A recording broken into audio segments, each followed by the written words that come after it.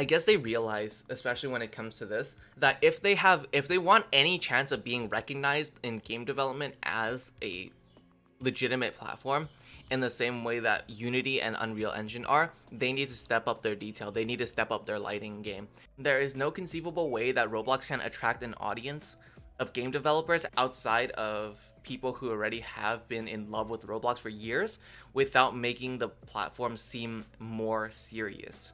The big story, and probably one of the just hugest announcements in quite a while coming out of Roblox, especially to 3D modelers, and that would be SurfaceAppearance. So this was announced 2 days ago, and it has completely shifted the capabilities of what 3D modelers can do and implement into Roblox, or at least easily, right? I'm sure that some of these things were able to be implemented before, but this change definitely makes things a lot easier, especially for 3D modelers. And it really the topic and the thread breaks down SurfaceAppearance a little bit more in terms of what it actually does and what it actually means in terms of normal maps. So what I got from normal maps is that it's basically a texture sort of that based on color, it basically makes bumps and dips into your texture. So like it adds additional texture to your to your mesh without having to do them manually. So in this specific one, and let me see if I actually have a reference image for this. Yeah, I actually do. Cool. So something like this, right? So this is like a stone cube with like, and it's like concrete, and it's got like, yeah, this like from like my very basic research, it seems like this is gonna be super nice for people because it just makes it all the more easier for you to add more detail to your objects and to your meshes without having to actually implement them or to add them manually. And so I think that's really cool. Another thing is metalness maps, which I don't actually have a reference for. I'm just gonna go off the thread, just making parts metallic and highly reflective. Roughness maps, which are how smooth and how rough things are. And I think that would be... I have a reference image for this as well, which I think is gonna be really cool as well. Because that way you'll just be able to... Like, all of this is just pretty much... You can add more detail to your stuff without having to do some tricks or like some other stuff that may not be a good use of time. And I think this is really cool. And also they added API documentation, which I think is very good. Especially since the developer wiki has been, let's just say, not the best for a very long time in terms of documentation. Sometimes things just don't go well.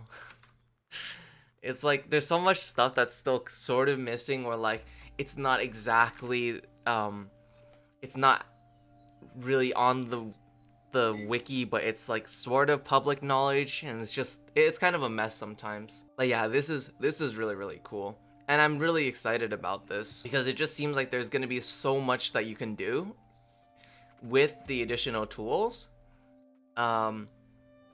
And like, oh my gosh, I'm just excited to see like what things people can do.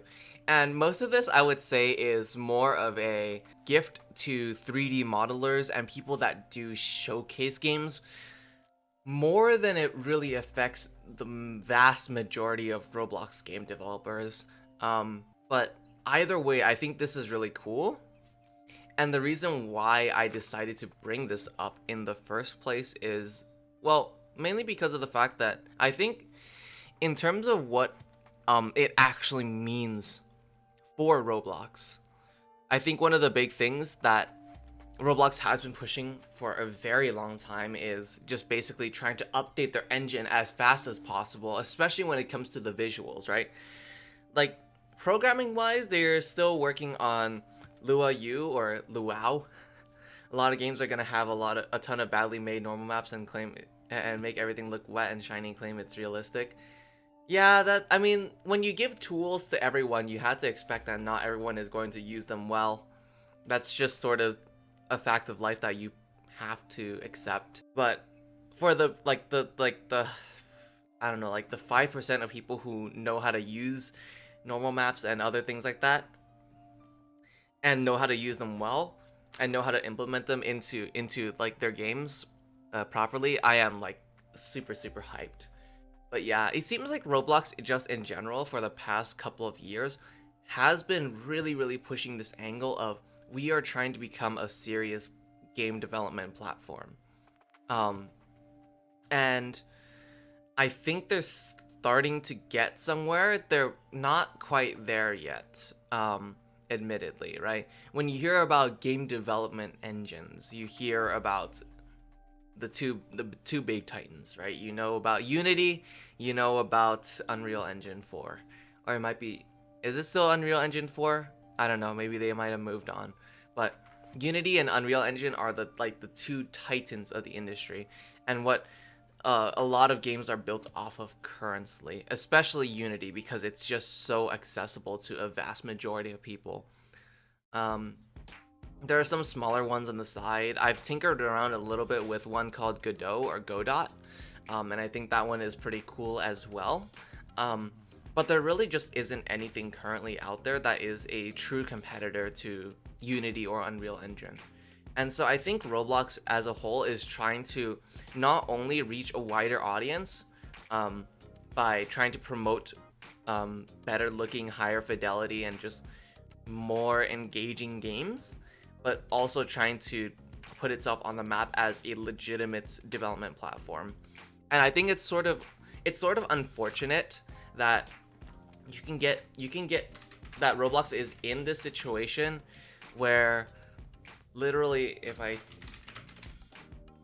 I'll search up Adopt Me, you're at this point where you have literally games that are on the front page who have incorporated into LLCs, who file a metric ton of taxes, who have a full-time team of, I believe Dreamcraft is 30 people now, some of whom are being paid competitive salaries. Like, man, like 6 figures for back-end engineer is like actually like pretty decent. And they're getting sponsorships from these huge companies now, right? Like, we're just starting to see the start of it with the Scoob event on Adopt Me. And I don't know whether or not there are any other games that are that are big enough to get noticed by real world companies. And I think the Scoop event was more of like a limited run test, if anything, for the real world to see like, hey, if we decide to approach these individual game developers on Roblox with such a huge platform, right? A lot of these games, like, they have a huge player base. Like, even when you're like disregarding like Adopt Me for a moment, like some of these like 50,000 to 100,000 people is like a decent amount. And if you decide to implement something like this, one, you could, like, from a capitalistic point of view, you could probably underpay, or you could you could try to negotiate for a lower price, so you would be getting a better deal. But I think there's a lot of things that aren't known yet about the advertising that happens behind the scenes. We don't know how many of those players are going to convert into customers, and at the same time, it's like, it's a little bit weird because you're advertising to children who don't really have a source of income. The only way that they would be able to quote unquote convert to paying customers would be if they asked their parents to go like buy Scoob or like stream it on whatever platform. I don't know, what is Scoob on? But I think in general the Scoob event was more of like a limited test, and may or may not be a sign of things to come. Like, it was definitely a big deal for what it is, but I don't know whether or not it'll continue. Whether it'll be a thing moving forward, because just thinking about it from a business perspective, it doesn't seem like there would be too much in the way of opportunity for companies to generate a profit by advertising on Roblox games. But I don't know. Like, nobody really knows the actual like statistics behind these events and these games, and there has to be a reason why these companies still advertise on, if not if not individual Roblox games, but just Roblox as a whole, right? They're running events like the Wonder Woman event. They did one for Ready Player One and some other things across the board. So, like, these companies definitely do know of Roblox. I'm just wondering whether or not it's a good way to advertise. It just seems a little bit out of place, I guess, or it just doesn't, like, I don't see how they would generate a profit. But yeah, overall, I'm super excited about the Surface Appearance. I hope that it'll become a bigger thing. But yeah. So, I guess that's about that. But like, this in it of itself, I think, like, just in general, I think Roblox trying to cater towards an older audience is a good thing, because I'm sure that deep down, like, even they at Roblox HQ do know that these kids are not going to be around forever, and unless they appeal to like the next generation of kids, which they have, right? Kids are always going to be on Roblox, but it's just, we don't know whether or not this new generation of kids is going to like that. Whether or not there's a better platform, whether or not there's another game that they like. There was the whole Fortnite craze a couple years back, actually. Now it's died down a bit, but yeah. So I think on one hand, Roblox is just trying to update their platform and update their engine to be, well, up to date with the other engines. And the other thing is that they're trying to break into a new audience with this. And I'm not sure if it's going to be successful or not. And I don't know. I feel like it's going to be one of those things where it fails for a very, very long time until eventually it might work. So that's why I'm still hopeful for Arthro. I'm still hopeful for Arthro. And I don't think that no matter how much screaming and like crying that you can do on the development forums, on Twitter, on whatever, I don't think you're gonna be able to stop Roblox from trying to make Arthro a thing. And who knows, maybe like a couple years down the line, like, they'll just say like, screw it, everyone has to switch to Arthro. You have no other choice. R6 and R15 are gone. That'll be a crazy point. I don't think they'll do it right away, and like, I don't know. I think right now though, R6 is definitely on its way out, and I don't understand why anyone would still continue to use R6.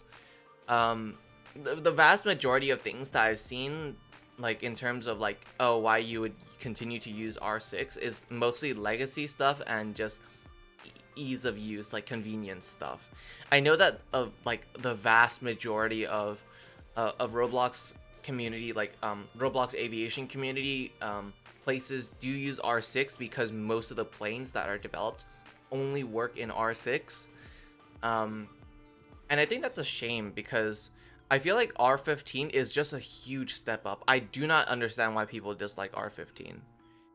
R15 offers like so much more that you can do, especially in terms of animation for the individual player, that R6 will never ever be able to do, right? Like, one part of it, I'm guessing, is just nostalgia, right? People like the old Roblox where everything is like blocky and everything. But I don't think that's the direction that Roblox is going, right? You've seen Arthro. Arthro is like hugely detailed. Even when you look at some of the new bundles, sure, they might not be Arthro, but they're still highly detailed, with a lot of individual and like with a lot of limbs that are very much unique, right? This is stuff like this is not easily done in the same way that like a generic model like this would be able to use. would be able to be done. Sure, some of these are still like definitely a little bit more primitive, but I think Roblox is going to continue pushing out some of this stuff, like the thick hoof. Like this stuff takes time, but I think this is what they want to push forwards, moving forwards. Especially with their whole thing with like um, the R throw contest, that happened on Twitter a while back. That was a pretty huge thing. The new details are weird. I think they're gonna be really cool if people manage to use them properly. But the problem is that very few people in the community I would trust to do things properly, especially with this new detail stuff. There are community members that I know who will take these tools and use them to the fullest extent. And the games that come out of that are gonna look absolutely friggin' beautiful. But the vast majority of people I don't think are gonna know how to use this, and I think for the most part this is gonna still be a very niche thing for a very long time. When it comes to detailing stuff like this, like even stuff like Future is Bright 3, yeah, sure, like anyone can implement it, right? Anyone can implement it, anyone can actually use Future is Bright 3 in their games. But the vast majority of people who utilize Future is Bright 3 are probably not going to be able to use it to make absolutely beautiful games. Most of this stuff seems to be more geared towards people who make showcase games. And that's why I mentioned that Roblox, I think, is heavily still like pushing towards that realism and like high detail sort of thing. I guess they realize, especially when it comes to this, that if they want any chance of being recognized in game development as a legitimate platform, in the same way that Unity and Unreal Engine are, they need to step up their detail. They need to step up their lighting game. There is like, it's still definitely possible, like on the Unreal Engine or on Unity, to make these cartoonish games, right? When you hear Unity, sure, you might hear Adventure Capitalist, but you might also hear City Skylines. And so the thing is, when you hear Roblox, you see like 2012 era graphics with like blocky R6 characters who move around like they have like a stick up their butt, right? The animations are just not smooth. You hear someone say, "Oh, I'm a game developer," right? What platform do you use? Oh, I primarily use Unity. Oh, that's cool. That's cool. Hey, what do you do? Oh, I'm a game developer. What platform do you use? Oh, I make games on Roblox. What? It just doesn't have the same. It just doesn't have the same messaging towards it. And I think that's one thing that Roblox wants to get rid of, right? They want to still maintain the audience of kids that they already have, and they do know that it is important. But they also want to make the environment more friendly for other developers to come in. Right? Because the best thing that Roblox can do right now to increase the amount of money that they make, and this is the goal of every single company, right? You just want to make as much money as you can. And currently, the only people who are really making games on a regular basis are people who grew up playing Roblox. But how do you get people who want to be game developers, who maybe have not ever heard of Roblox or touched Roblox, but the first thing that they see when they hear Roblox or when they're introduced to it is like the oof meme, like the noob character, like resetting, stuff like that. It's not very inviting, right? It doesn't show off what the Roblox engine is capable of. And that's why people are still shocked when they see stuff like, oh, Adopt Me is hiring a systems engineer for $116,000 a year. Because nobody expects a game on Roblox that looks like a cartoony mess to be able to sustain a company with 30 employees, 30 full-time employees. So I'm holding out hope for Arthro. I'm holding out hope that it'll be better one day. It might not come soon, but it'll be there eventually, I hope. And I don't think that Arthro is inherently a bad thing, and I don't understand why people think that Arthro is a bad thing. Like that's just one thing that's always confused me. Sure, like the original default models, and I don't know if you can find it nowadays. You might be able to. But I remember seeing the original, like the man and the women, and you can understand, like I can understand why people are sort of iffy when it comes to Arthro, right? Um, because of the fact that it's such a big departure from Roblox, like what it has been for the past, like I think when was Arthro even announced? It was like 2018. Arthro, like yeah, R6 and R15, basically the blocky Roblox, has been part of Roblox's identity since its creation. Like, it's understandable why people would be upset at this, right? It's like, well, you're taking away what makes Roblox Roblox. And when you look at some of the prototypes, it's like, what is this, right? This is not Roblox. You're trying to make Roblox into something that it's not. And that is what most people see, right?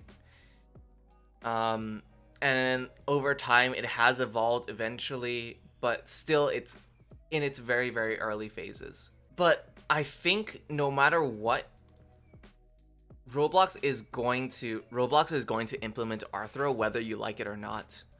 There is no conceivable way that Roblox can attract an audience of game developers outside of people who already have been in love with Roblox for years without making the platform seem more serious.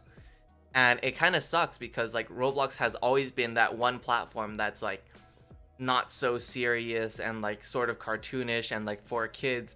But the point is, like, when you have a platform for kids, the only people that you're going to attract are kids, right?